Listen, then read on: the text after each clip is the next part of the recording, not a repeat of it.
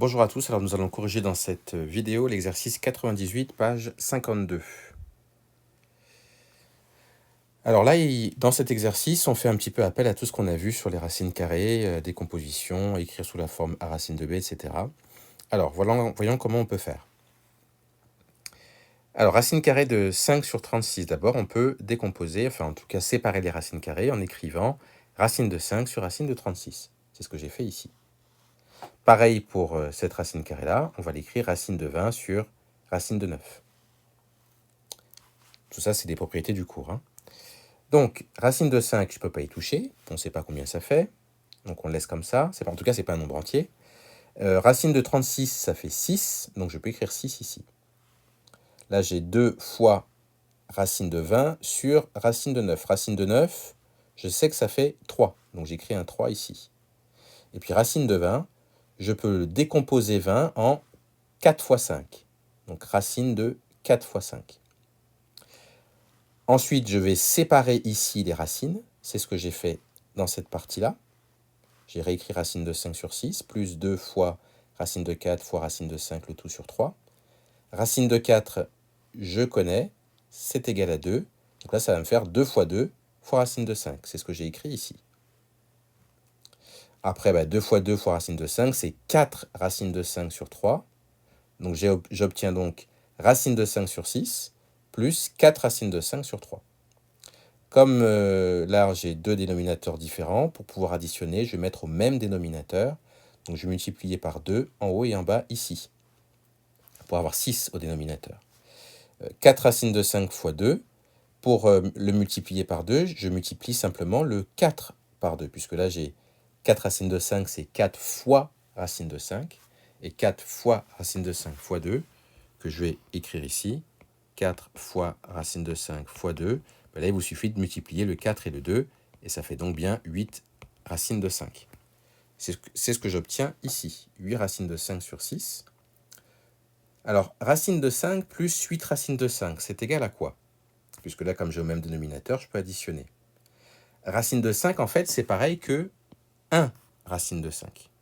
C'est une fois racine de 5.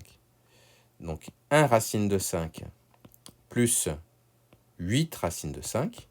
Ça revient, c'est un petit peu comme si vous aviez 1x plus 8x. 1x plus 8x, ça fait 9x. On est d'accord. Donc, 1 racine de 5 plus 8 racines de 5, ça fait 9 racines de 5.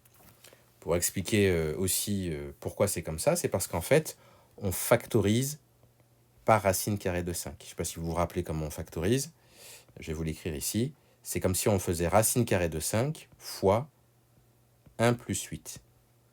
Et racine et 1 plus 8, ça fait 9, donc on obtient bien 9 racines de 5. Voilà comment on peut résoudre celui-ci. Donc on a 9 racines de 5 sur 6, mais ça on peut encore le simplifier, parce que 9 c'est pareil que 3 fois 3, et 6 c'est 3 fois 2. Donc comme j'ai le même nombre en haut et en bas, je peux les simplifier, les barrer en quelque sorte, et j'obtiens donc 3 racines de 5 sur 2, ça c'est le résultat final. Voilà donc pour le petit a.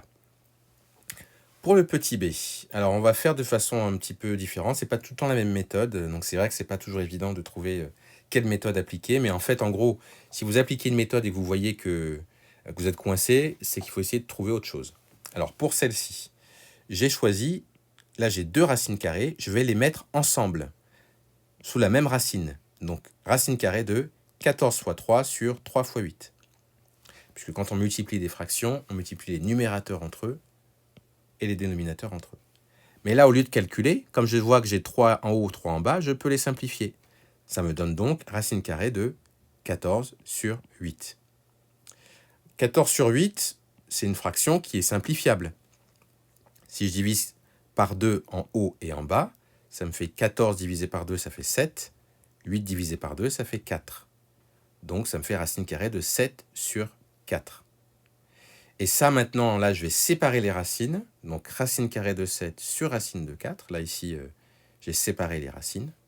Racine de 7 sur racine de 4. Ce qui me fait racine de 7 sur 2, puisque racine de 4, c'est égal à 2.